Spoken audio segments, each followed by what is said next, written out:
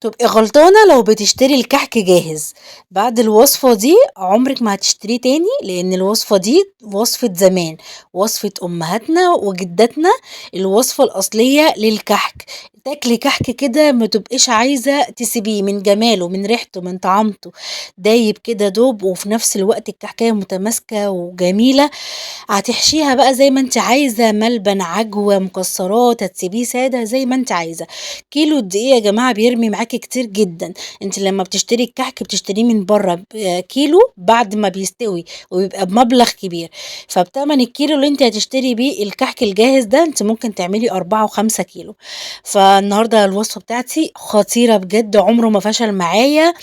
الطريقة المظبوطة بالمقادير المظبوطة. أنا عملت النهاردة بحشوة الملبن، وعملت كمان بحشوة البندق، وعملت سادة.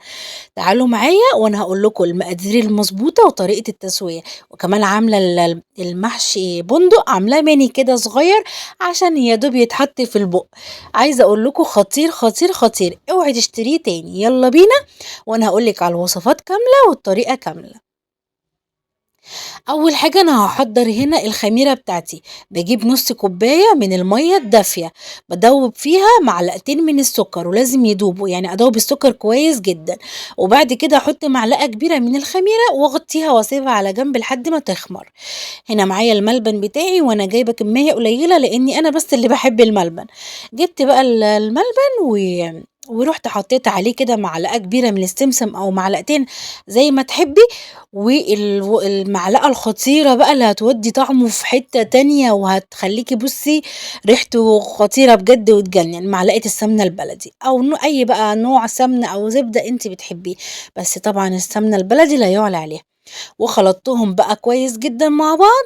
وبعد كده بعد ما خلطتهم وخلاص اتأكدت بقى ان شرب من السمنة، ويا سلام على الريحة، عايزة اقول لكم كنت صايمة وجعت من جمال الريحة. هنا بقى هبتدي اكور كده الملبن بتاعي حسب ايه حجم الكحكاية اللي انا هعملها.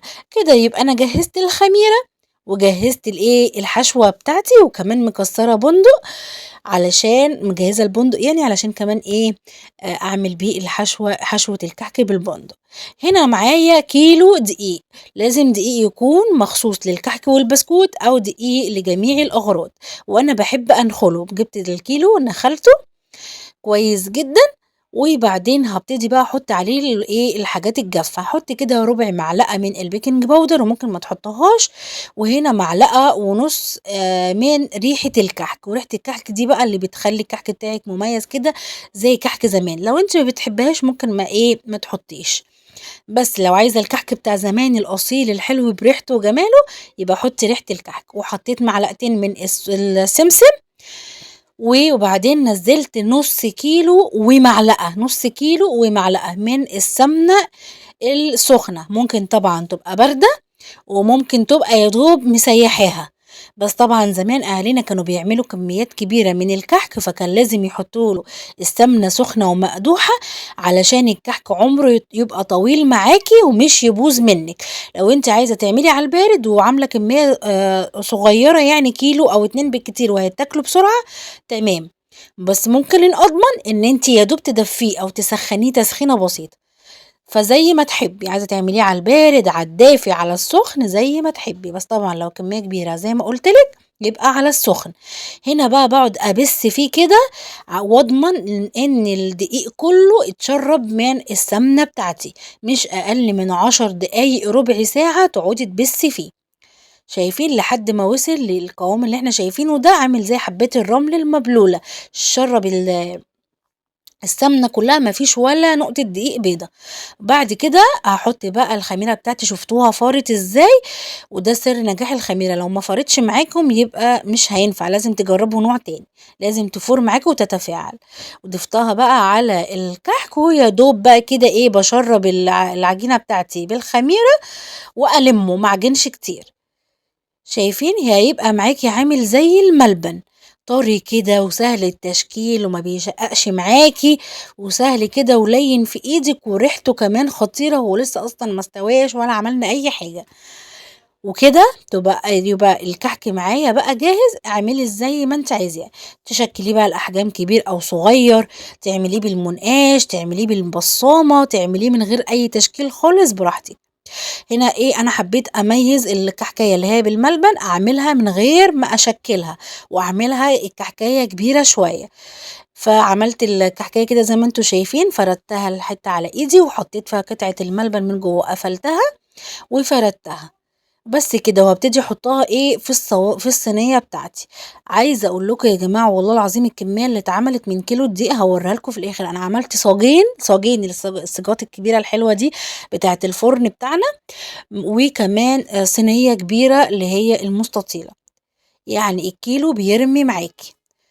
تاني واحدة كده عملتها، أخدت حتة من عجينة الكحك وفردتها وحطيت جواها قطعة الملبن ولفيتها كده وإيه، وعملت بقى إيه الكحكاية بتاعتي، وباسيب مسافة ما بين الكحكة والتانية. هاخلّص الصينية دي، شايفين عملته واتبقى معايا ملبن وهاعمله تاني. أنا كده ميزت الإيه الكحك الملبن بإن أنا ما عملتلهوش أي نقشة.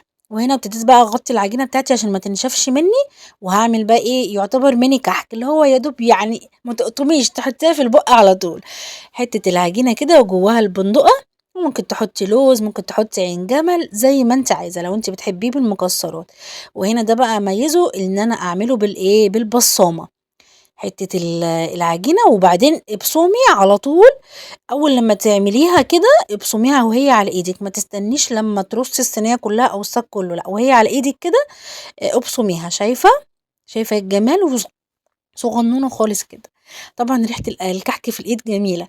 شايفين عملت الصاج ده كله ميني كحك كده حلو أوي، أو اعملي بقى الحجم اللي أنتِ عايزاه وجواه إيه البندقة. وميزته عن الكحك بالملبن إن هو معمول بالبصامة، عشان في الآخر أنا هاشيل كل حاجة لوحدها كده عشان اللي نفسه في حاجة يعملها. وهنا الصاج ده عملت نصه بالملبن ونصه سادة، والسادة عملته بالمنقاش. ما حبيتش أطول عليكم الفيديو.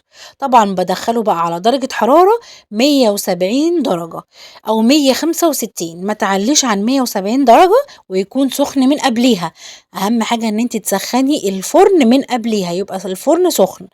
وتشغلي بقى المروحة لو عندك، وتحطي على الشبكة من فوق، يعني ما تحطيش الشبكة تبقى قريبة من تحت من الفرن من تحت، لا ارفعي الشبكة من فوق 170 درجة، الشبكة من فوق، ويكون سخن من قبليها.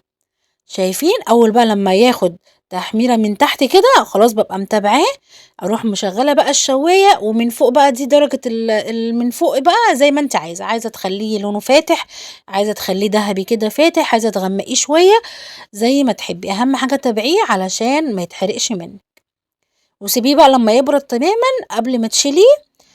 ويفضل ان انت تحطي السكر عند الاستخدام، يفضل عايزة تحطي عليه السكر وتشيليه تمام. وده صاج عملت نصه بالملبن من غير نقشة ونصه عملته سادة، وده الصاج اللي انا عملته كله بالبندق. فالكيلو رمى معايا كتير قوي يا بنات، صاجين وصينية. فعايزة اقول لكم توفير التوفير، وطريقتي بصراحة جربوها مش هتندموا. يا رب يكون الكحك النهاردة عجبكم، ويا رب تجربوه وينجح معاكم، وكل سنة وانتم طيبين وألف سلامة.